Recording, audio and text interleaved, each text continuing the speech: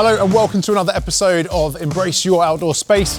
Today we're going to be looking up. We're going to be staring up into the canopy because the leaves are dropping, exposing the branches.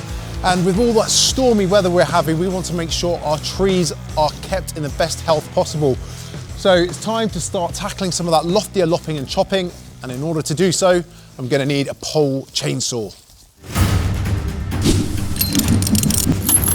Take that tree. What are you doing? You said to cut the tree with a pole chainsaw. Yeah, the Greenworks pole chainsaw. Ah, yeah, no, that makes sense. Whether you're fighting with your Fagus, tackling your Taxus, or looking to lop your Laurel, one of the easiest ways to battle the branches is by using a cordless pole chainsaw. So why a cordless pole chainsaw? Well, it's all about the reach. And I don't just mean a reach up into the canopy, I mean a reach around your garden. I'm not tethered by cords and cables, and I'm not having to contend with the weight and the noise of a petrol engine. And with a petrol engine, you also get another element to the equation. You get the fumes. So this is all in all, it's a much easier to use, instant power, and that flexibility to move and cut on the go. Now, when it comes to using a pole chainsaw, it's all about safety. Whenever you're using any cutting implement in the garden, safety first. I can't stress this enough. Wear sensible clothing. If you're cutting down branches at height, make sure you've got something to protect your head. Make sure you've got something to protect your face and your eyes, some goggles or a face guard. Dress sensibly, make sure you've got some gloves on, and if possible, grab yourself some chainsaw trousers or some good rugged work trousers, as well as some work boots. And it's all about keeping an eye on what you're cutting. You want to make sure that the butt of the chain blade is pressed up against the branch, and then that is when you start to activate the cutting blade. So in this case, we're going to take away this bit of diseased branch here, butt up, pull down, and let the tool do the work. Yeah, not very dramatic, but it shouldn't be dramatic. It should be safe. And the virtue of not having to contend with the boisterous, loud petrol engine is that I've got a good, safe working environment. I can hear what's going on in my surroundings, and I've always got my eye on what it is I'm cutting to make sure that if anything does drop, I'm avoiding it as it does fall. But what is it I'm actually cutting? Well, at the moment, I'm trying to cut away some of the diseased and dead or dying wood. And as you can see here, we've already got an opening on the side of this branch here, which is going to start allowing all the moisture in, all the detritus, all the leaf fall builds up into there.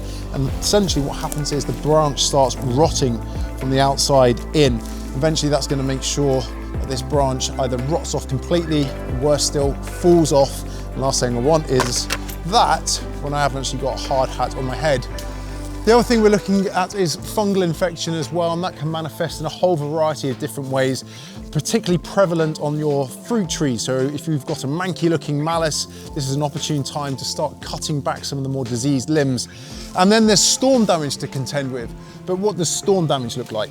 It will start with a fissure in one of the branches, and eventually that will open up. And this is caused by high winds or storms.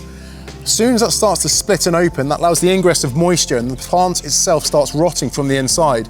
Now you add the weight of the canopy and the foliage come the summer months onto these branches, and that is going to split straight down the middle. And the last place you want to be is underneath when it does eventually split. So it is a great time now when you can see and identify that damage and take a preemptive measure without affecting any of the plant itself. So look, that's a prime example of a decaying branch. It's a mixture of both wind and weather, but also fungal infection as well. So that whole branch needs to come off. Just stand right underneath. It could be really good if you get that drop in. Yeah. A little bit more. Just a little bit more. Okay. Safety first. Now this isn't just indiscriminate felling. We're felling with a purpose. We're taking the stress off of the plant, because if this branch cracks in the wind or starts becoming susceptible to more moisture ingress, the bigger the branch, the more of a negative effect that's going to have on the overall tree. And it's also increasing the safety of your garden as well, especially if you've got kids and young kids or big kids who like climbing trees. Man, I am old. Oh, don't put this bit in the video. Such a sleek mover, aren't I? Then you want to make sure those trees are as safe as possible. It's just a nice bit of peace of mind. And the good thing about when you drop these is that you could actually use them in the log burner or fuel over the winter months. So to recap, here are a few do's and don'ts when it comes to using a pole chainsaw. Do, dress appropriately. Make sure you protect your head, your hands, your eyes, and your feet. Don't get carried away. Pole chainsaws are designed to help you safely cut down branches, not entire trees. Do keep an eye on your chain oil levels. It's essential that we keep our bar and chain lubricated to maximize cutting efficiency, and you do so by simply unscrewing the cap at the top and then filling up with a good quality chainsaw chain oil. Don't stand directly underneath the branch that you're cutting. Try and keep a 45-degree angle between you and the branch. This allows you to see what you're cutting, and it also allows you to avoid any falling branches. Now, any time of the year we can find ourselves with plenty of work to do in order to enjoy and maintain our outdoor spaces.